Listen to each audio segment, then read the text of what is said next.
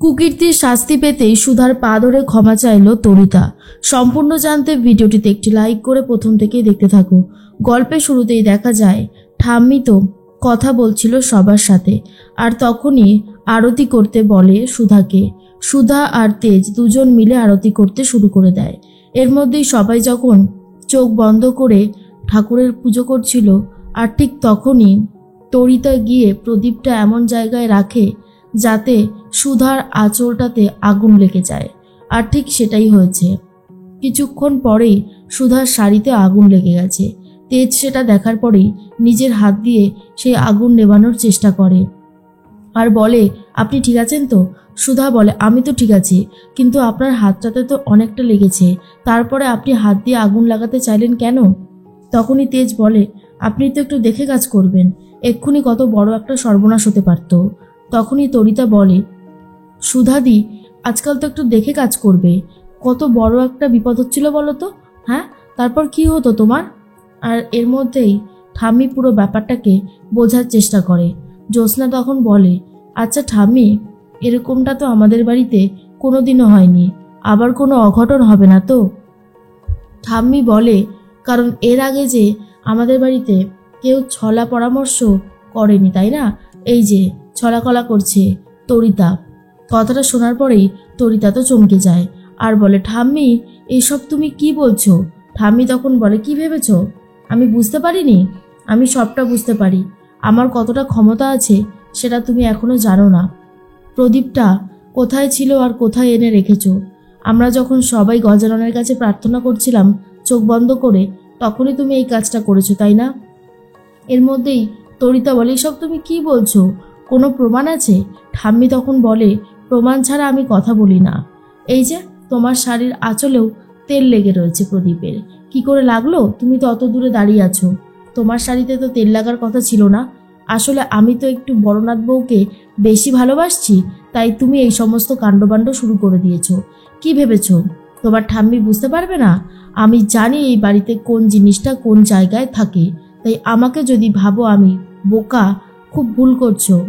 তুমি যে অন্যায় করেছো তার শাস্তি তোমাকে পেতেই হবে। তেজ তখন বলে, তরিতা, তুমি শেষ পর্যন্ত এইভাবে সুধাকে মারতে চাইছিলে? ছি, আমি তো ভাবতেই পারছি না। অনিমেষ বলে, ঠাম্মি, দাদাভাই, তোদের কোথাও ভুল হচ্ছে। তখন ঠাম্মি বলে, অনিমেষ, তুমি আমার ভুল দেখতে এসো না, তুমি তোমার নিজের পাশের মানুষটাকে বিশ্বাস করে ভুল করছো। সে একজন সাংঘাতিক মানুষ। সমুদ্র দাদুভাই, এক্ষুনি ফোন করো পুলিশকে, পুলিশ এসে তরিতাকে ধরে নিয়ে যাক। তরিতা তখন এসে ঠাম্মির পা ধরে ক্ষমা চায় আর বলে, ঠাম্মি, আমাকে ক্ষমা করে দাও, আমি আর কখনো এরকমটা করব না। তখনই সুধার মনে পড়ে যায় তরিতাকে এর আগেও দেখেছে অন্যায় করতে, সবটা তরিতাকে বলেছিল, তা সত্ত্বেও তরিতা কাউকে কিছু জানায়নি, পুরো ব্যাপারটাকে হজম করে দিয়েছে। এর মধ্যেই সুধা বলে, ঠাম্মি, তরিতার মনে হয় শরীরটা খারাপ লাগছে, যখন তখন মাথা ঘুরে পড়ে যাবে, তাই না তরিতা? ইদানিং না ওর মাথাটা এরকম ঘুরে, ওকে একটা ভালো ডাক্তার দেখানো হোক। এর মধ্যেই সুধার কথা শুনে তেজ বলে, আমি তো ভাবতেই পারছি না তরিতা এরকম একটা কাজ করতে পারে। তখনই তরিতার শাশুড়ি মা মানে মেজমা বলে, আমার সাথে আমার দিদিভাইয়ের সম্পর্ক কত ভালো, আমার নিজের দিদিভাইয়ের থেকেও অনেক বেশি। আর শেষ পর্যন্ত তরিতা, তুমি তোমার যাকে মারতে চেয়েছিলে, এটা ভাবতেই তো কেমন একটা লাগছে। ঠাম্মি তখন বলে, আমার পা ধরে ক্ষমা চেয়ে কোনো লাভ নেই, যার পা ধরে ক্ষমা চাইলে লাভ হবে সেটা হচ্ছে সুধা। যাও গিয়ে সুধার পায়া ধরে ক্ষমা চাও। তরিতা তখন বলে, সুধাদি, আমাকে ক্ষমা করে দাও। এর মধ্যেই ঠাম্মি বলে, সুধাদি না, দিদি ভাই বলে ডাকবে, মনে থাকবে? এরপরে সুধা বলে, তরিতা, ওঠো, তোমাকে ক্ষমা চাইতে হবে না, কিন্তু এরকম অন্যায় করো না যেটায় মানুষের জীবনের ঝুঁকি আছে। কি লাভ পেলে বলো তো? সবার সামনে তোমারই মান সম্মানটা গেল। তরিতা মনে মনে ভাবে, আজ যে অপমান আমার হলো, এটার বদলা তো আমি একদিন নেবই নেব।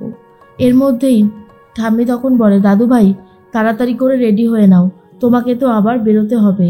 আর তখনই ঠাম্মির কথা শুনে তেজ তো অবাক হয়ে যায় আর বলে, কোথায় যাব ঠাম্মি? ঠাম্মি বলে, কেন, তুমি তো দিরাগমনে যাবে। হ্যাঁ, আমি সুধাকেও বলে দিচ্ছি। সুধা মা, তুমি কিন্তু তাড়াতাড়ি তৈরি হয়ে নেবে, সময়ের মধ্যেই বেরিয়ে যাবে। এইদিকে বিজিত সমস্ত রকমের সবজি নিয়ে চলে এসেছে। সুধার মাকে দিয়ে বলে, কাকিমা, আজ তো সুধা আর জামাইবাবু আসবে, আজ কিন্তু জমিয়ে রসিয়ে কষিয়ে রান্না হবে, ঠিক আছে? কাকিমা বলে, আবার তুই আনতে গেলি কেন? আমি তো ঝিনুককে পাঠিয়েছিলাম বাজারে। ব্রিজিত বলে, তাতে কি হয়েছে? আমিও না হয় তোমাকে একটু সাহায্য করে দিলাম, এতে এমন তো কিছু ক্ষতি হবে না, তাই না? এর মধ্যেই তখনই সুধা সবার জলখাবারটা দিয়ে দিচ্ছে। জলখাবার খেয়ে চিরকুট বলে, উফ বৌদি, তোমার হাতে না জাদু আছে, সবকটা রান্নাই অসাধারণ সুন্দর হয়েছে। তখনই সুধা বলে, আর একটু দেবো? চিরকুট বলে, আরে এটা আবার জিজ্ঞেস করছো, দাও দাও। আর সবাই খুব খুশি হয় যে সুধার হাতের রান্না এত ভালো। এর মধ্যেই তরিতা বলে, আমাকেও দিয়ে দাও। তার মধ্যেই সবাই খেয়ে নিয়েছে। এর মধ্যেই চলে এসেছে জ্যোৎস্নার বর আর বলে, কি ব্যাপার জ্যোৎস্না, তুমি যাবে না বাড়িতে? জ্যোৎস্না বলে, আমি তো ভেবেছিলাম তুমি চলে গেছো, তুমি এখনো যাওনি। এর মধ্যেই সুধা বলে, জামাইবাবু আপনি বসুন, আমি খেতে দিয়ে দিচ্ছি। কিন্তু সুধার বরের মনটা খারাপ হয়ে যায় আর বলে, না আমি খাবো না, আমার খেতে ইচ্ছে করছে না।